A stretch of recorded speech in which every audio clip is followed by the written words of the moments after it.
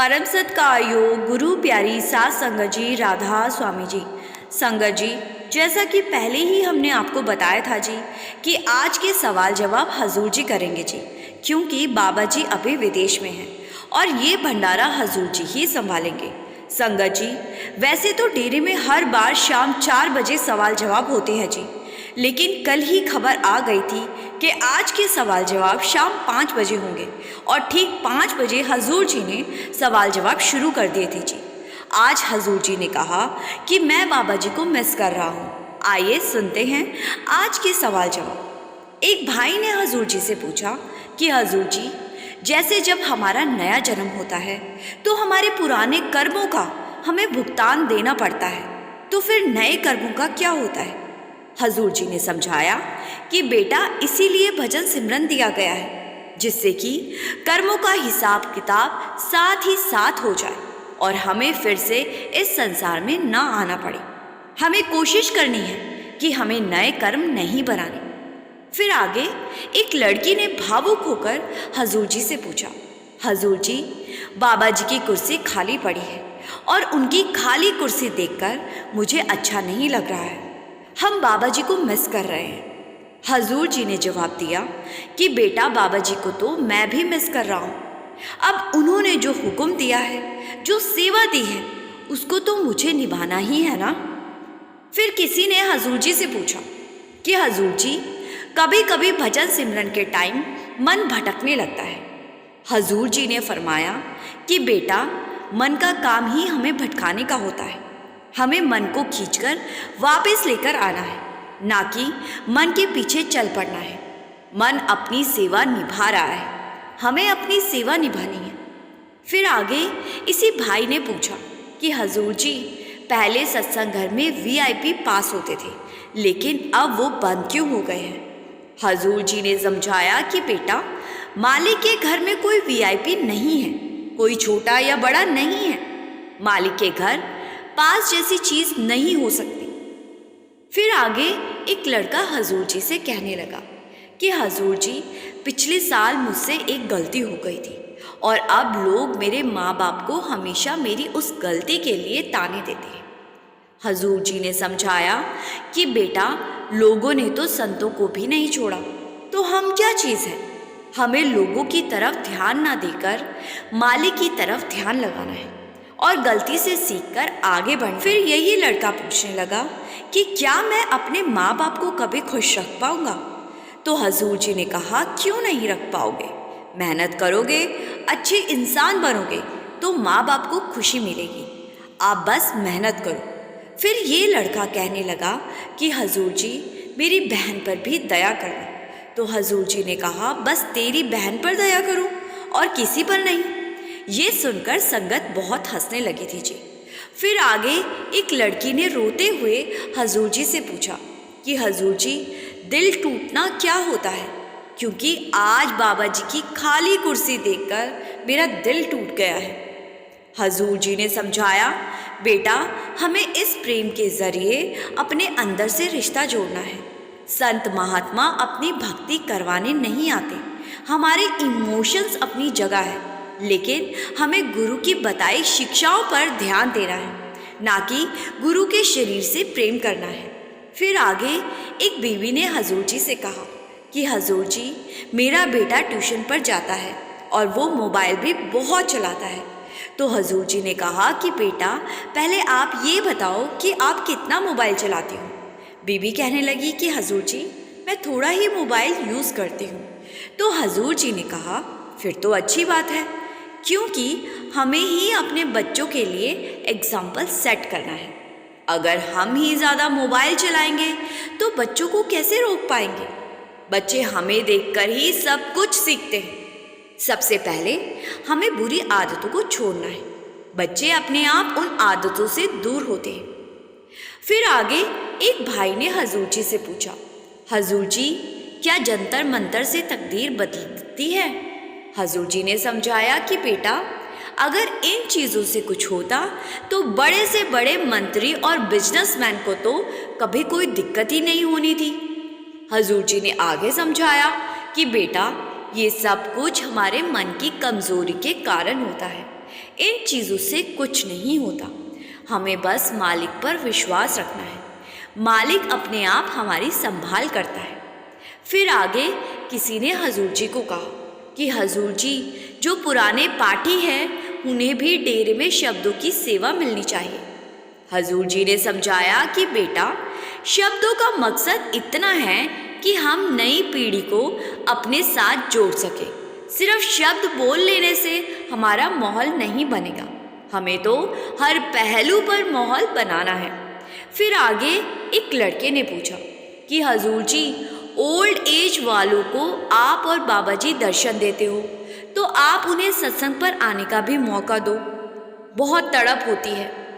हजूर जी ने समझाया कि बेटा, सब कुछ सिस्टम के हिसाब से होता है। हम नहीं चाहते कि ओल्ड एज वालों को कोई भी तकलीफ हो। फिर आगे किसी ने हजूर जी से पूछा कि हजूर जी, कुछ लोग तपस्या के चलते घर बार छोड़ देते हैं। हजूर जी ने समझाया कि बेटा, हमें घर छोड़ने की कोई ज़रूरत नहीं है। हमें दुनियावी जिम्मेदारी भी निभानी है और आध्यात्मिक जिम्मेदारी भी निभानी है। जितने भी संत यहाँ आए, सब ने अपने घर परिवार में रहकर ही मालिक की भक्ति की थी। फिर आगे एक भाई ने हजूर जी से पूछा, हजूर जी, अगर कोई नामदान लेने के बाद उसूलों को तोड़ दे तो क्या उसको फिर से भजन सिमरन में तरक्की मिल सकती है? हजूर जी ने फरमाया कि बेटा, मालिक ने हमें ये जीवन सीखने के लिए दिया है। अगर हम गलती करके सीखेंगे तो हमें एहसास होगा कि हमने क्या किया है। गलती से सीखेंगे तो मालिक की बख्शिश ज़रूर होगी, लेकिन इंसान गलती को आदत बना लेता है। तो संगत जी, हमने आपके साथ आज डेरे में शाम 5 बजे हुए हजूर जी और संगत के बीच के सवाल जवाब शेयर किए जी। अभी वीडियो को बंद मत कीजिए। चलिए अब इस वीडियो को आगे बढ़ाते हैं जी और हजूर जी की एक बेहद खास और दिल को छू लेने वाली बात सुनते हैं जी। एक ऐसी सच्ची घटना जिसने ना जाने कितनों के दिलों में सद्गुरु के प्रति प्रेम और श्रद्धा को और गहरा कर दिया है। ये एक ऐसी घटना है कि हर कोई हैरान रह गया जी। हजूर जी ने एक आम के पेड़ को कटवा कर उस पेड़ की रूह को एक ऐसे पति पत्नी की झोली में डाल दिया था जिनकी संतान नहीं थी। हुआ यूं कि एक दिन पूज्य हजूर महाराज चरण सिंह जी ने बड़े ही स्नेह से अपने ड्राइवर मलकीत सिंह को बुलाया। मुस्कुराते हुए बोले, बेटा, आज हमें किसी अपने से मिलने जाना है, तू बस तैयार हो जा। रास्ते में तुझे बताता जाऊंगा, तू गाड़ी उसी और मोड़ता चल। फिर एक क्षण ठहर कर हजूर जी बोले, और सुन, एक बड़ी सी दरी भी रख लेना साथ में, और हाँ, एक पतीले में थोड़ी दाल बना लेना और 30-35 प्रसादे भी बना लेना। साथ में 15-16 प्लेट्स और गिलास भी उठा लेना। अब मलकीत सिंह भला क्या जाने कि हजूर ये सब किस लिए साथ ले जाने की बात कर रहे हैं। मलकीत ने हजूर जी के हुक्म को सुना और सारा सामान गाड़ी में रख लिया जी। संगत जी, असल कहानी कुछ यूं थी कि डेरे से बहुत दूर पहाड़ों के बीच 2 पति पत्नी वर्षों से एक ऐसी आस लगाए बैठे थे जो शब्दों में कह पाना मुश्किल है जी। उनके मन में एक सांसारिक इच्छा भी थी और वो थी संतान की कामना, लेकिन उससे भी बढ़कर उनके दिलों में एक और चाह पल रही थी और वो थी इस गाय का पहला दूध और इससे बना पहला घी। सबसे पहले सद्गुरु ही चखे। उन्होंने संकल्प लिया था कि जब तक हजूर जी स्वयं आकर इसका स्वाद न ले, तब तक ना हम इस दूध को छुएंगे, ना इसका घी अपने घर में इस्तेमाल करेंगे। हर रोज़ वे उस दूध को गर्म करते, उससे छाछ बनाते, मक्खन निकालते और फिर उसे घी में बदलते, लेकिन उसमें से एक बूंद भी अपने लिए नहीं रखते। घी को मिट्टी के बने एक बर्तन में इकट्ठा करके रख लेते। उन्हें उम्मीद ही नहीं बल्कि विश्वास था कि एक दिन उनके सद्गुरु स्वयं पधारेंगे और उनके इस प्रेम प्रसाद को स्वीकार करेंगे। इस तरह वक्त बीतता गया, महीनों गुजर गए, मगर वो 2 सच्चे सत्संगी जिनका दिल उम्मीद और तड़प से भरा था, एक पल के लिए भी कमज़ोर नहीं पड़े जी। उनकी प्रतीक्षा अब भी वैसे ही जीवित थी जी, और उन्हें यकीन था कि हजूर जी तो रब है और रब सब कुछ जानते ही है, इसीलिए हजूर जी यहाँ ज़रूर आएंगे। और एक दिन सदगुरु की मौज हुई और हजूर जी अपने कुछ सेवादारों और मलकीत सिंह के साथ दाल प्रसादे और बर्तन लेकर पहाड़ों की तरफ चल पड़े जी। कोई नहीं जानता था कि हजूर आखिर जा कहाँ रहे हैं। हजूर रास्ते में ड्राइवर को खुद राह दिखाते जाते, मोड़ दर मोड़ मार्ग बताते हुए गाड़ी को उस अनजाने सफ़र की ओर बढ़ाते रहे। एक के बाद एक रास्ता पार करते हुए वे पहाड़ों के बीच बसी एक छोटी दूर की बस्ती तक पहुंच गए जी। गांव में दाखिल होते होते जब गाड़ी अंदरूनी हिस्सों तक पहुंची तो एक तंग सी गली आई जहां से गाड़ी आगे नहीं जा सकती थी। मजबूरन गाड़ी वहीं रोकनी पड़ी जी।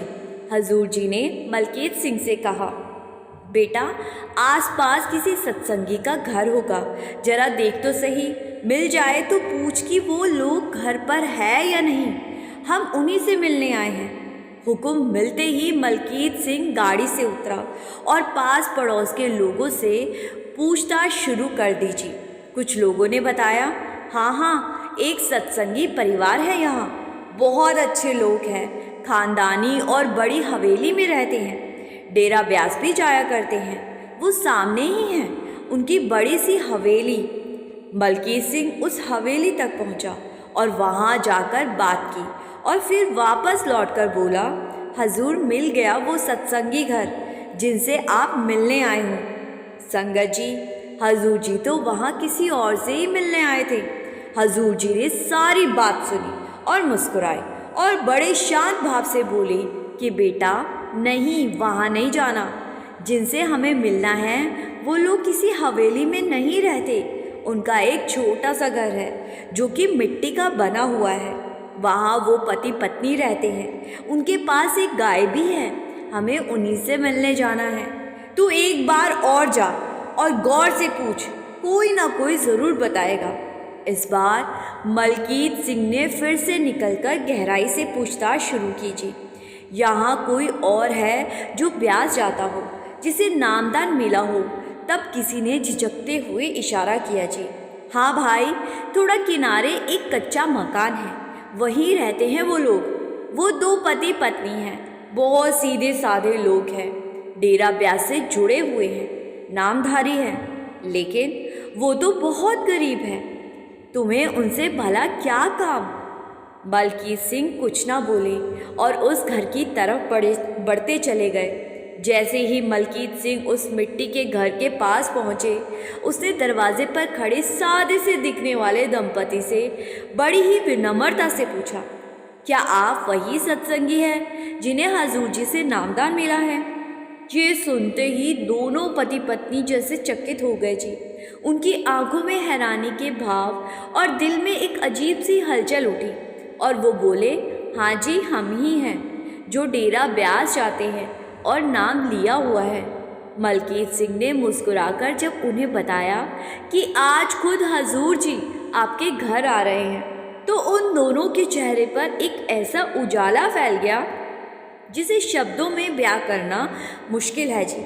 उनकी आंखें नम हो चली थी, जैसे किसी सूखे खेत पर बरसात की पहली बूंदें गिरी हो। उधर मलकीत सिंह वापस जाकर हजूर जी महाराज जी के पास पहुंचा और थोड़ा झिझकते हुए बोला, हजूर जी, हाँ वे सत्संगी तो है, मगर उनका घर बहुत ही साधारण है, छोटा सा मिट्टी का घर है, कोई बैठने की खास जगह नहीं है, ना और कोई सुविधा। बाहर एक गाय बंधी है और घर के सामने थोड़ी सी खुली जगह है, बस। हजूर जी ने ये सब सुना और हल्के से मुस्कुराए और बड़े प्यार से बोले, बेटा जहाँ वो बैठते हैं हम भी वहीं बैठ लेंगे, इसमें क्या हो गया? फिर हजूर जी ने फौरन फरमाया, जो दरी और लंगर का बाकी जो कुछ सामान गाड़ी में रखा है वो सब ले जा और उनके घर बिछा दे, हम वहीं बैठकर लंगर करेंगे। उधर उस जोड़े ने भी बिना समय गंवाए अपने छोटे से घर की साफ सफाई शुरू कर दी जी। इधर मलकीत सिंह दरी, चटाइयाँ और बर्तन लेकर वहाँ पहुँचा जी और सब कुछ बड़े सलीके से बिछा दिया जी। कुछ ही देर में खुद हजूर जी पैदल चलकर उस घर में दाखिल हुए जी। साथ में जो सेवादार थे वो भी हजूर जी के साथ ही पहुँचे। घर छोटा था, लेकिन उस दिन जैसे सारा ब्रह्मांड वहाँ सिमट आया हो। घर के अंदर इतनी जगह थी कि कोई 10-12 लोग आराम से बैठ सकते थे और हजूर जी के साथ जितने सेवादार थे वो भी 10-11 ही थे जी। ऐसा लग रहा था जैसे सब कुछ स्वाभाविक रूप से पूरा हो गया हो। हजूर जी को देखते ही पति पत्नी अपने भावों पर कंट्रोल ना कर सके और फूट फूट कर रोने लगे जी। हजूर जी ने उन्हें हौसला दिया और फिर हजूर जी वहीं बिछी हुई दरी पर बैठ गए जी। बाकी सारे सेवादार भी उसी प्रेम और सादगी से पास में बैठ गए जी। फिर हजूर जी ने मलकीत सिंह से कहा, बेटा, जो लंगर प्रसाद हम साथ लाए थे ज़रा वो ले आ। उन्हें मालूम था कि इस घर में ज़्यादा कुछ नहीं मिलेगा। ये लोग संपत्ति में भले ही साधारण हों मगर भीतर से असाधारण हैं। उनके पास सोने के सिक्के भले ना हों मगर उनके दिल में जो आस्था थी वो किसी किसी में ही होती है जी। असल में हजूर जी तो वहाँ उनकी गाय का दूध पीने ही गए थे, क्योंकि हजूर जी तो जानते ही थे कि उनके दो सच्चे सत्संगी महीनों से इसी आस में बैठे थे कि कुछ ही देर में मलकीत सिंह गाड़ी से लंगर का सामान लेकर आया। हजूर जी खुद उस दाल के पतीले के पास बैठ गए और अपने हाथों से एक एक थाली में दाल परोसनी शुरू की जी। फिर मलकीत सिंह से बोले, बेटा, हर थाली में 2-2 प्रसादे रखते और सबको बांटते। आज हम यहीं बैठकर लंगर करेंगे। जब सबको प्रसाद परोस दिया गया और सब लोग प्रेम से बैठकर खाने लगे तो हजूर जी ने मुस्कुराते हुए पति पत्नी से एक बात कही, अपनी गाय के दूध से बना घी नहीं खिलाओगे क्या? ये कहकर हजूर जी मंद मंद मुस्कुरा उठे। बस यही वाक्यों को सुनते ही उस साधारण से घर में जैसे बिजली दौड़ गई। पति पत्नी बिना कुछ बोले तुरंत भीतर की ओर दौड़े। अंदर एक कोने में मिट्टी का एक बड़ा मिट्टी का बर्तन रखा था। ये वही मिट्टी का बर्तन था जिसमें वो दोनों गायों के दूध से घी बनाकर पिछले कई महीनों से इकट्ठा कर रहे थे जी। उन्होंने उस बर्तन को उठाया और हजूर जी के सामने रख दिया। हजूर जी ने स्नेह से झुककर अपने हाथों से उस मटके से घी निकाला और अपने साथ आए हर एक सेवादार की थाली में दाल और रोटी पर डालने लगे जी। हर थाली में उस घर के प्रेम और प्रतीक्षा का स्वाद घुल गया था जी। लंगर ग्रहण करने के बाद हजूर जी फिर से मुस्कुराए और बोले, बेटा, अब इस प्यारी गाय का दूध तो पिलाओ। तुमने इतनी सेवा से इसे पाला है, क्या हमें उसका स्वाद नहीं चखाओगे? ये सुनते ही पति पत्नी की आंखें भीग गई। वो फूट फूट कर रोने लगे और वो तुरंत उस गाय का ताज़ा दूध दोहन करके लेके आए। संगत जी, विश्वास की बात ये थी कि पिछले 6 महीनों से उन्होंने उस गाय का दूध अपने लिए इस्तेमाल ही नहीं किया था जी। दिन रात सिर्फ एक ही अरदास करते, एक ही आस के लिए बैठे रहते कि कभी तो सद्गुरु आएंगे और हमारे घर में बैठकर इस दूध को स्वीकार करेंगे। आज वही शुभ घड़ी सामने थी जी। सबने वो अमृत तुल्य दूध पिया। इसके बाद हजूर जी जब वापस लौटने लगे तो हजूर जी ने पूछा कि बेटा, अगर घर में कोई परेशानी हो, कोई तकलीफ़ हो या कुछ मांगना हो तो आज कह लो। जो दिल में बात हो खोल कर कह दो। अब तक पति पत्नी चुप रहे, पर पत्नी के दिल का दर्द जब शब्द बनकर बाहर आया तो वो सीधा बाबा जी के चरणों में गिरा जी। उसने कांपती आवाज़ में कहा, मेरे सच्चे पातशाह, हमारे आंगन में कोई किलकारी नहीं गूंजती, हमारी कोई संतान नहीं है। बाबा जी ने हंसते हुए कहा, ये काम तो मैंने काको को दिया हुआ है। संगत जी, बीबी काको बाबा जी के लिए लंगर बनाया करती थी जी। और बीबी काको ने कभी शादी नहीं की थी जी। संगत जी, कमाल तो सद्गुरु करते हैं और वाहवाही अपने किसी न किसी सेवादार की करवा देते हैं जी। हजूर जी फिर से बोले, ये जिम्मेदारी तो बीबी काको के पास है। बीबी काको साथ ही खड़ी थी तो बीबी काको हैरानी के साथ कहने लगी कि हजूर जी, मैं इनकी क्या मदद कर सकती हूँ। फिर बीबी काको के मुख से शब्द निकले कि आप दोनों सुबह 3 बजे सामने वाले कुएं पर स्नान करने के बाद भजन सिमरन किया करो। 7 दिन में मालिक कृपा करेगा। अब बीबी काको ने मुख से वचन भर दिए थे और हजूर जी को वो पूरे करने ही थे। तो हजूर जी जब वापस डेरे लौटे तो हजूर जी ने देखा कि उनकी कोठी के सामने आम के पेड़ पर बहुत अच्छे आम लगे हुए थे। हजूर जी ने सेवादारों से कहा कि इस आम के पेड़ को अभी कटवा दो। बीबी काको ने जब ये बात सुनी तो बीबी काको हजूर जी से कहने लगी कि हजूर जी, ये पेड़ तो मीठे आम देता है, आप इसको क्यों कटवा रहे हो। हजूर जी ने कहा कि बेटा, बस तुम इस आम के पेड़ को कटवा दो। अब हजूर जी का हुक्म था तो किसी ने सवाल नहीं किया जी और उस आम के पेड़ को उसी टाइम कटवा दिया गया जी। संगत जी, उस आम के पेड़ की जो रूह थी, जो 84 काट रही थी, उस पेड़ की भी मुक्ति हो गई और उस रूह को हजूर जी ने उन पति पत्नी के घर भेज दिया जी, जिनके घर हजूर जी लंगर खाकर आए थे जी। और ठीक इसके 9 महीने के बाद उस सत्संगी जोड़े के घर बेटे ने जन्म लिया जी।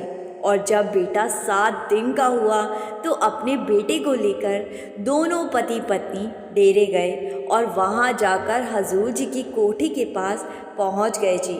उस समय कोठी के बाहर मलकीत सिंह जी खड़े थे और उन्होंने पति पत्नी को पहचान लिया जी और हजूर को कहा कि वही पति पत्नी आपसे मिलने आए हैं। हजूर जी ने कहा कि ठीक है, उन्हें अंदर आने दो।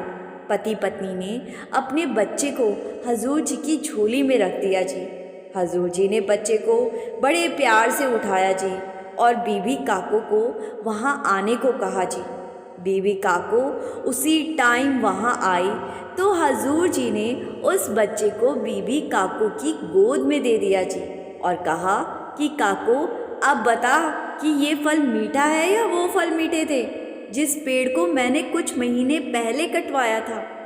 बीबी काको को सारी बात समझ आ गई जी और बीबी काको की आंखें भी भर आई जी।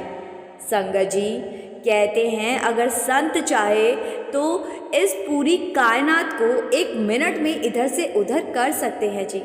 किसी की भी किस्मत का लिखा बदल सकते हैं जी। बस हमें विश्वास के साथ बाबा जी की बात माननी है जी और भजन सिमरन करना है जी। जब हम बाबा जी के हुक्म में रहने लग जाएंगे तो फिर देखना कि हमें कभी भी बाबा जी से कुछ मांगने या कहने की ज़रूरत नहीं होगी जी, क्योंकि बाबा जी पहले से ही सब कुछ जानते हैं जी। संगत जी, अब इस वीडियो को यही विराम देते हैं जी। संगत जी से मेरी बेनती है कि कमेंट में राधा स्वामी लिखकर संगत के अपने इस चैनल को सब्सक्राइब करना मत भूलिए जी। गुरु प्यारी सास संगत जी, राधा स्वामी जी।